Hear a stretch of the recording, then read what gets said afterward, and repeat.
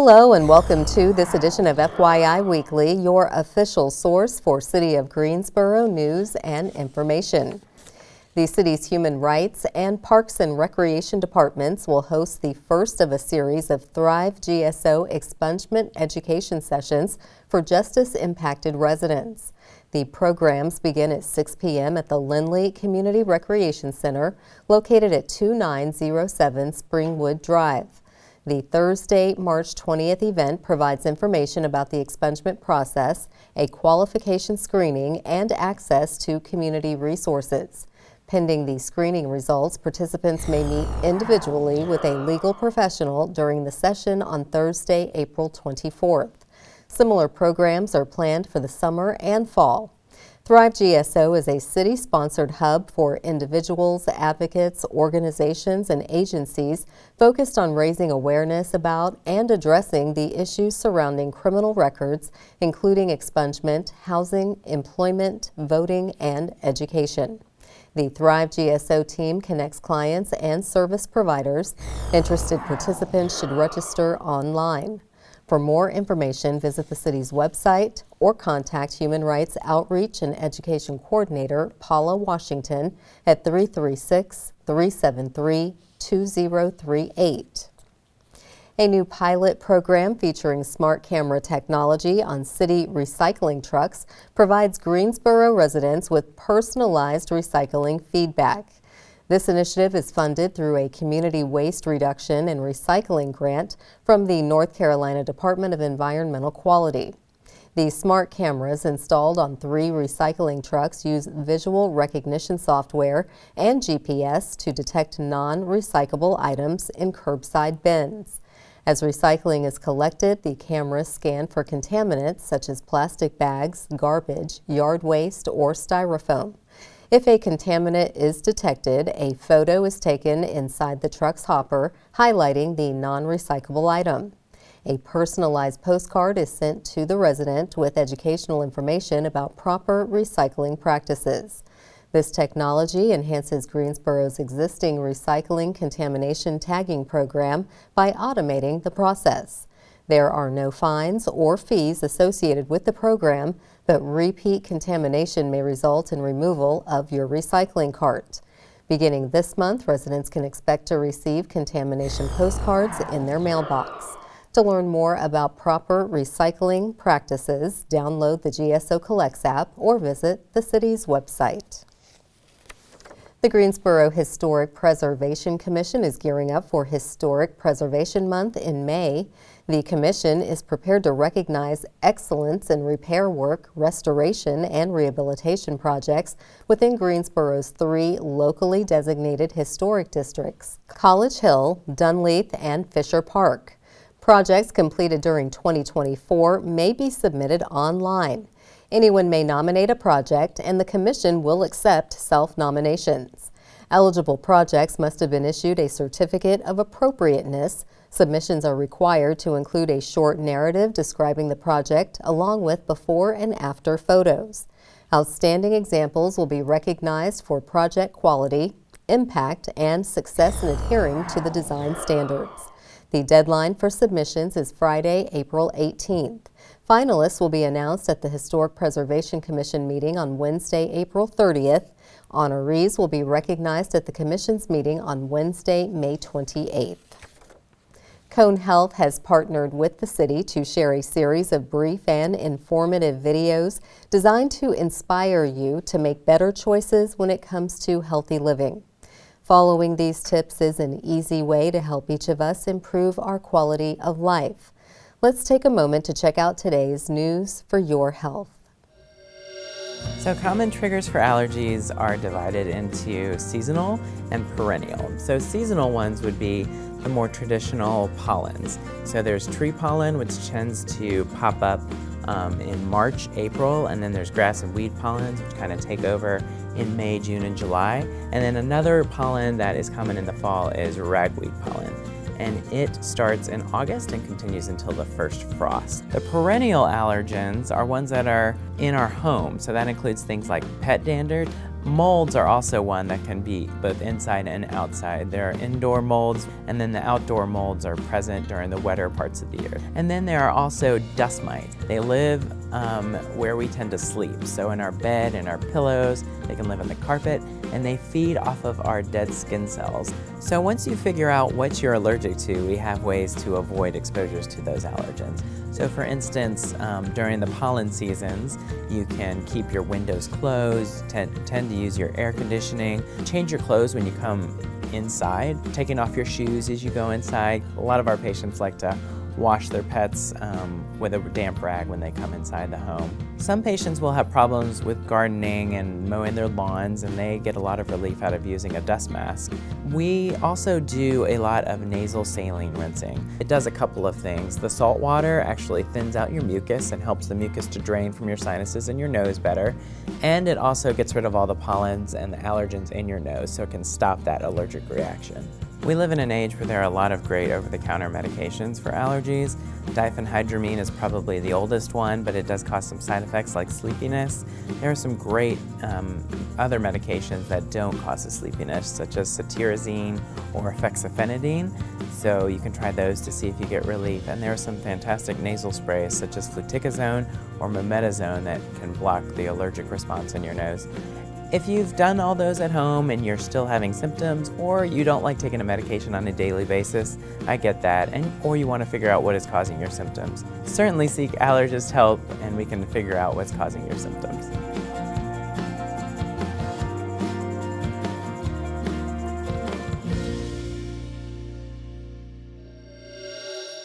The city is the recipient of a national recognition, and completing home improvement projects will be possible thanks to a lending program.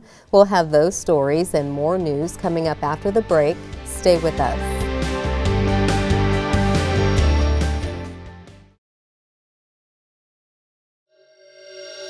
Welcome back to FYI Weekly.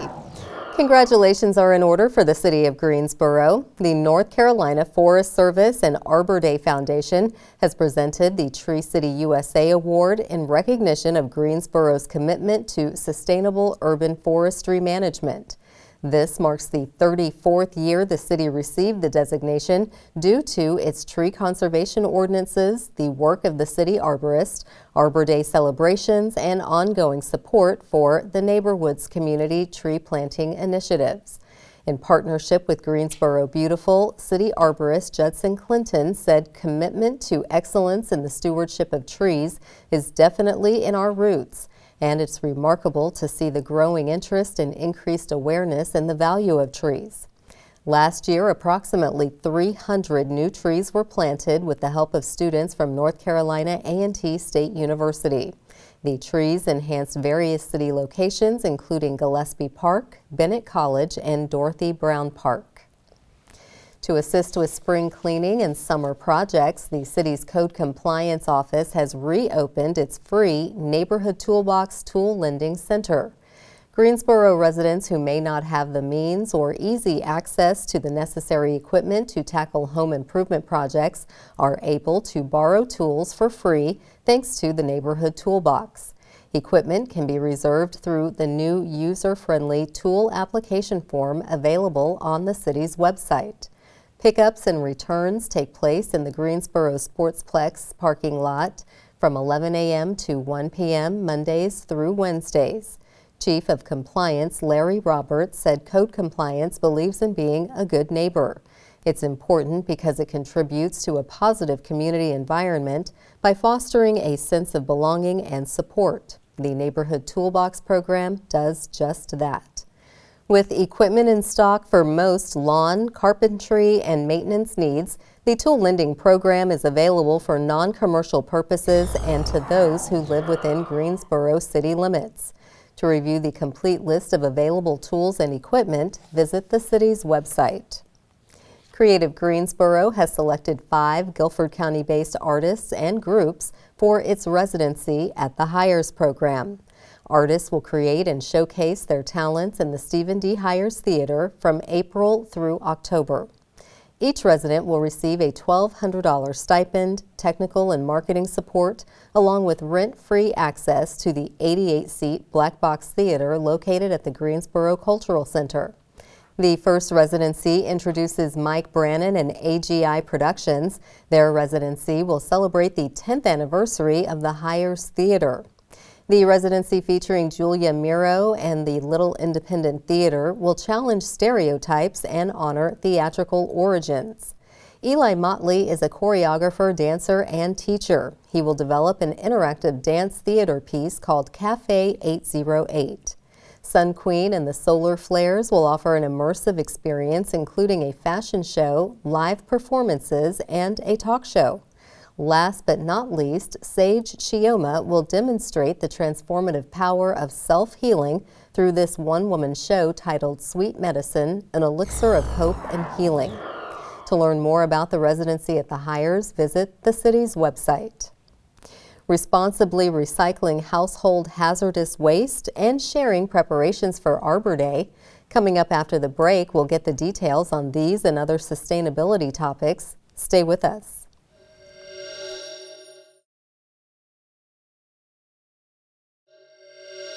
Welcome back to FYI Weekly. In the coming days throughout the entire state, you will see the planting of flowering shrubs and seedlings. Even if you don't have a green thumb, you can promote the beautification and conservation of our trees.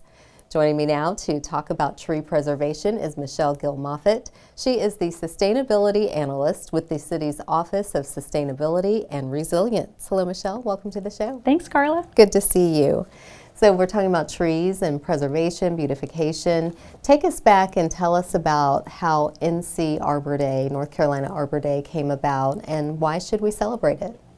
Yeah, so NC Arbor Day has been around for a long time, and it's a great opportunity for us across the state to celebrate the meaning of trees, the importance of trees, and us here in Greensboro, we're going to be celebrating it starting the week of March 17th in partnership with Greensboro Beautiful, our libraries, Parks and Recreation. We're going to be doing some family-friendly programming at the McGirt-Horton Library, and then we'll be doing a community tree planting on the 22nd at the library and at Peeler Recreation Center. Okay. And we would love for the community to come out and join us. Absolutely. It's always nice when folks can get involved, and collaboration is such an important part of what you do, as well as education and outreach. So tell us, how do those three things really push your work? Yeah, I mean, to me, collaboration is so important in everything that we do, not only in our internal city work, but also in our community work. It just makes for a stronger product and a better program. And then education and outreach is so important for the sustainability work that we do, so that we can tell the community not only what we as an organization are doing to become more sustainable, but also how we can help our community residents to become more sustainable in their daily lives. Wonderful. And education is ongoing. There's never an opportunity where you cannot learn something. We do want folks to be mindful of not just pollutants, but hazardous chemicals and things of that nature. If you have those things around the home, can you tell us about our hazardous waste program, but also our recycling rodeo? Yeah, absolutely. So when I came into this position, I learned a whole lot about household hazardous waste. And that is things like paints and computers, electronics, pesticides.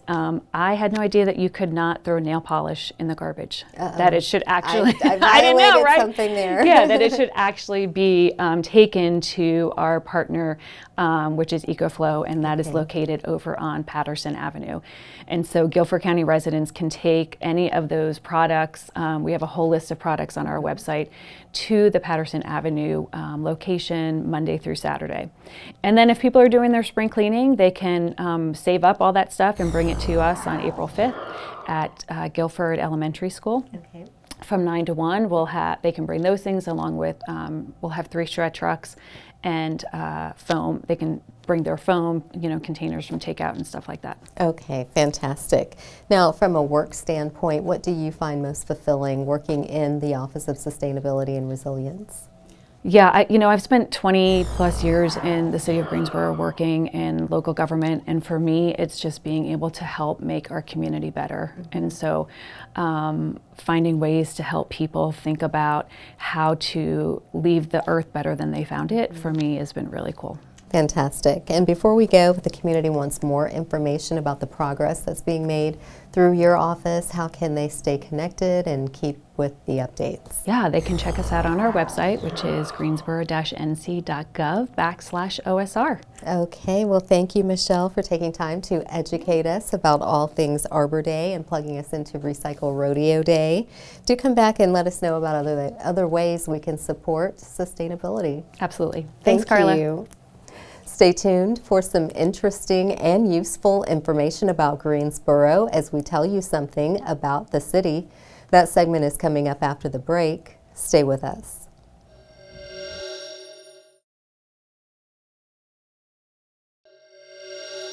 Welcome back to FYI Weekly. One way to stay informed about decisions that impact you and our city is by attending or tuning in to City Council meetings at 5:30 p.m. on the first and third Tuesday of the month. The fourth Tuesday is reserved for a meeting as needed. The City Council meetings take place in the Katie Dorsett Council Chamber on Level 2 of the Melvin Municipal Office Building, located at 300 West Washington Street. The public is allowed in person, but only in a limited capacity. Those who choose not to be in the building can participate virtually. The Greensboro City Council meetings are broadcast right here on GTN. The meetings are also streamed live on the city's website and on Cablecast. To review the council meeting schedule and agendas, please visit the city's website. Here's an opportunity to learn a little something about the city. The City of Greensboro partnered with the T. Gilbert Pearson Audubon Society in 2022 to establish the recurring Lights Out for Birds program to protect migrating birds and to conserve energy. According to the National Audubon Society, collisions with glass windows cause more than 1 billion bird deaths in the U.S. each year. These deaths are believed to be one of the factors responsible for a 29% decline in North American bird populations since 1970. Each spring and fall, millions of birds fly along the Atlantic Flyway and through North Carolina at night. The Lights Out for Birds program is a voluntary initiative encouraging residents, businesses, and building managers to turn off non-essential lights from 11 p.m. to 6 a.m. during key migration periods. Greensboro previously implemented switching off non-critical lights at night in city government buildings, helping to implement the GSO 2040 Comprehensive Plan goals for sustainability and energy conservation, and contributing to its upcoming Lead for Cities recertification. Learn more about the program, visit the Audubon Society website, and take the pledge to participate.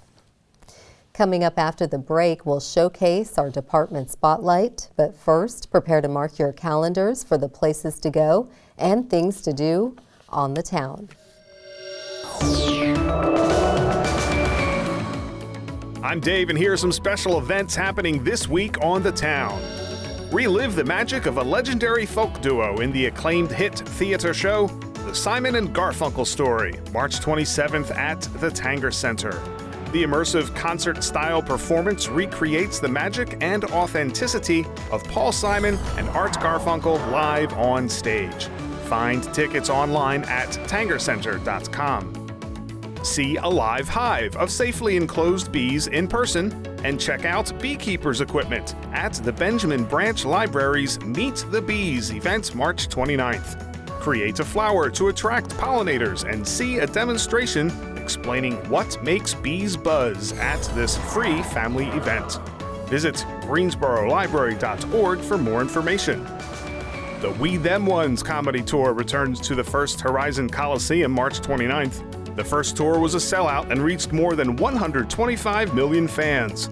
Comedy heavyweights like Country Wayne, Carlos Miller, Lil Duval, and Bubba Dub join host Mike Epps for a night of relentless laughter.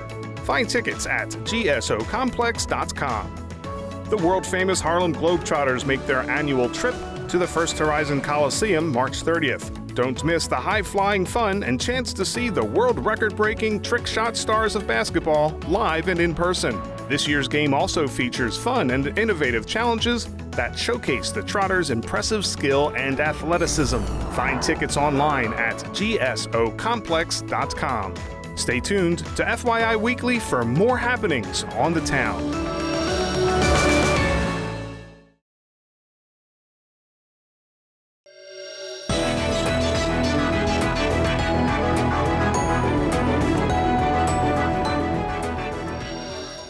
Welcome back. The City of Greensboro has more than 20 departments and several divisions committed to serving you, our residents and visitors. Let's go behind the scenes in our department spotlight. The Planning Department's 4th Annual GSO 2040 Comprehensive Plan Implementation Review is now available online. The review looks at the city's progress toward reaching growth goals, highlighting newly adopted and in-process plans. This includes Phase 2 of the Randleman Road Corridor Plan, the South Greensboro Plan, among others. Through extensive public outreach, the city aims to improve the safety, mobility, and overall well-being of these areas through the plans.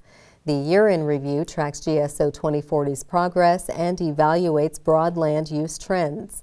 Residents can learn more about GSO 2040's implementation and the plan as a whole by visiting the city's website. Sign up to receive the latest report on the plan's implementation. Simply go to the e-Notify page on the city's website and select GSO 2040 in the News section. Coming up after the break is our Way to Go GSO shout-out. Stay with us.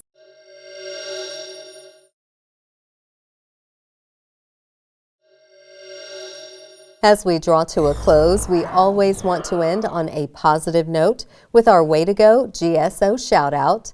This week's shout-out goes to the City of Greensboro. The Piedmont Legacy Trails awarded Outdoor Facilities Projects Manager Elizabeth Jernigan the Legacy Trails Project Award. This is in recognition of her work on the Keeley Park Adaptive Mountain Bike Trail project. Elizabeth managed the project from concept to completion, ensuring the trail was open and accessible to all riders. She has extensive experience in planning, recreation, and project management, serving the city since 2018. The nearly 2-mile-long adaptive mountain bike trail is the city's first inclusive trail of its kind. To learn more about the trails and greenways in Greensboro, visit the city's website. That concludes this edition of FYI Weekly, but you can easily stay connected to the latest city news by linking to us on Facebook, Twitter, YouTube, and Instagram.